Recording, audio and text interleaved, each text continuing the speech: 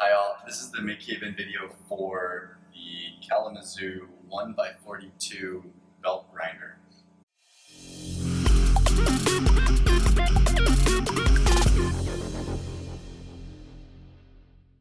Belt grinder and belt sander are pretty much the same, except in general belt grinder is used for metal, belt sander is used for wood. It's my sense of the difference between those words.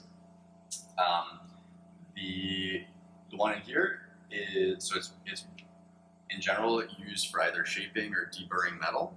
So deburring is when you cut it and then there's a little burr, a little wrapped over piece of metal on there, and it just feels like a sharp edge that you want to get rid of because it could cut someone, it could hurt another machine. So if you're finishing a piece, you're dressing it up. Same with wood, you dress metal, which just means making it presentable pretty much and easier to work with. Then this could be the machine. We have two belt grinders in the metal shop, the 1x42 and the 4x48, which is just wider and more powerful. So this has a few things going on. One, there's this back platen area, which is something to push against, and then this is a slack area. So let's say you had a cylinder of metal and you didn't want to put flats on it, then what you could do is go on the soft area and turn it so that you have a little more give to it. If you ever see anything rounded, you want to use the soft area. And then if you want to have something square, then you use this back hard area. This tray can also be adjusted. You can put a wrench on here and change its position. It's pretty important that there's a very small gap between this tray and the belt. So even that's a little bit big. You could, if you had a thin piece of metal, you would want to take this bolt, loosen it a little, and get it just a little bit closer. You don't want it to be grinding into this, but you do want it close enough that you don't have a chance of anything slipping in there. As you can imagine, if you had a thinner piece of metal and it gets caught, pinched in there, then it'll stall the motor, it could pull your fingers in, just not a good time. So something thin, you can hold higher up. So I'll grab, this isn't actually terribly thin, but if it were, then you could just use it higher up so there's no risk of it pinching. If you're down here, then you probably don't want to do anything crazy thin. Certainly you want to make sure that it can't fit through that crack. When you're using this surface, you want to make sure that you have a really good firm grip. You're not, say if I have something like this, you don't want to just be holding it way out here. A few reasons you don't have really good control of how hard you're pushing. Another is, should someone bump into you, it'd be kind of easy to go into the belt. By putting your hand up against here, you have really good control of how much you're modulating in and out.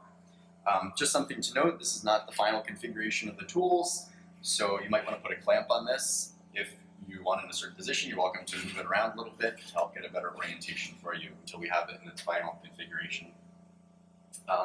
You're welcome to move it around like this, whatever you need to do to either deburr or remove material. So these can be pretty aggressive about removing material. And as a note, these can do all kinds of metal. So versus a bench grinder or a cutoff wheel that are exclusively used for steel, this belt can be used for whatever metal you want.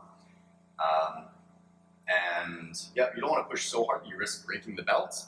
If you do, it's not the end of the world. It's probably not going to hurt you all that much, especially this small one. You don't want to like take a sharp edge and push a sharp edge into a cloth belt. So this is just a piece of cloth with sandpaper on it. So those are some tips for using it.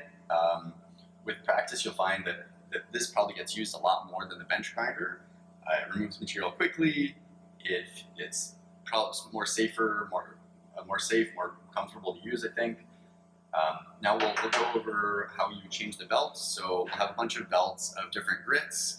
With grits, the lower the number, the more abrasive it's going to be. There are fewer grains of sand on any given square inch, which means that those grits are going to be bigger and removing more material. A higher grit number, so something like 220 grit, would be a finer grit that leaves a smoother finish. So if you want to remove a bunch of material, use something like 60 grit. That'll just munch through material. And then if you want something to leave a smoother finish, perhaps remove rust, something like that, then you would use a higher number. We will have some belts on hand, but we're not going to guarantee that they're in great shape all the time. Especially with metal, you can go through belts pretty quickly. If someone's making knives, for example, you are going to need to buy your own belts. We can recommend places to buy them. Combat abrasives is a good one. And then the size is important. So again, this is 1 inch by 42 inches in length. That's its full circumference. And that's all the information that you need. There's a whole world of sandpaper, all the different kinds. You're welcome to do all that research. In general, you don't need anything crazy. This is an aluminum oxide belt, which is like a pretty standard run-of-the-mill belt. Some of them will have arrows on it, so we can look at that for when you're putting the belt on. I'm just going to unplug it while we're working on this. It just has a switch on the front, so it'll be kind of easy to accidentally turn on. So I'll just test it to make sure it's off. So this is spring-loaded, so when you're taking this off, you just want to have a hand on top, and then loosen the screw in the back, and now it's loose, so we'll take this front piece off so you can see. I'm going to push down and remove the belt and release slowly. So now that's off. We have our belt. This belt still has a little life left in it. Not a ton. It's probably a lower grip than it was, but it's just an aluminum oxide belt. It doesn't say anything and terribly interesting, but it doesn't have a direction on it. Some will have arrows, and you want to make sure the belt is spinning this way. You want to make sure the arrows line up so it's pointing in that direction. So you'll put this on, make sure that the grit is facing outwards. You don't want the grit facing inwards. There's a rubber wheel on the bottom, which is the drive side. And this is a pretty good, well, I mean, you'll hear when it's spinning, it's a pretty well-balanced machine, meaning anything that has spinning parts, if it is imbalanced, if one side of something's heavier than another, it'll rattle a bunch. This is pretty well balanced, and you can even see here on this rubber wheel that they did a balancing process on the rubber. So they drilled a little hole there because this side was a little heavier, so they made it lighter, and so now it spins really nicely. So that's just one sign that this is a pretty good quality tool. So again, I'm going to push down on this and get it in front of the platen. This is an example of an arbor. If you watch the arbor press video, so this pulley or this wheel was pushed onto an arbor. To remove it, you'd use the bearing puller. But now you can see it's not terribly well aligned. So you can spin a little bit by hand, and because it's spring-loaded, it's tensioning itself. And this is pretty wide, so that's not a great indicator. The better indicator is on the bottom. So I'm just going to spin this by hand until it's sitting right in the middle. Oh, and what I'm adjusting is this angle. So I'm twisting this.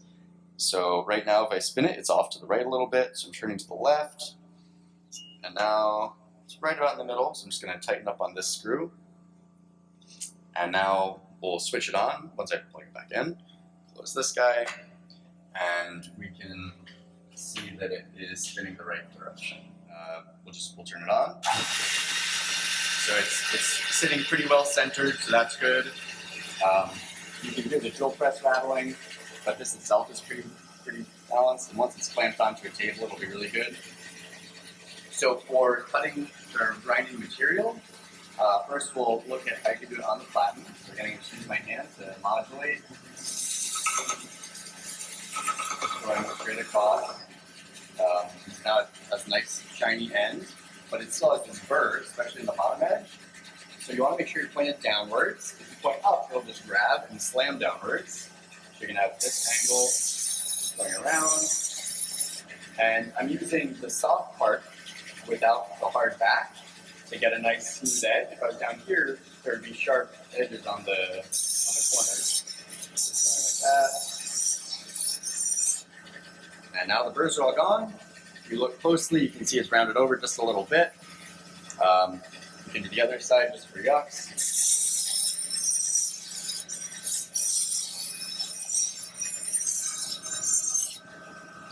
And that is pretty much it. Once you feel like you have to push to get it to cut, or you feel like it's just smooth, there's no grit left, and that's a good time to change the paper. In terms of PPE, obviously glasses. If you're doing a bunch of grinding, a mask is a good idea. You don't want to be inhaling a bunch of dust. If you're doing one quick deburr, you don't need to put on a mask. Ears, it's obviously not very loud. Gloves, in general, we're not using them. In this, welding obviously is a different story. So you just risk of something getting pulled in there. We don't want to mess around with. And that's the story. Thanks for watching.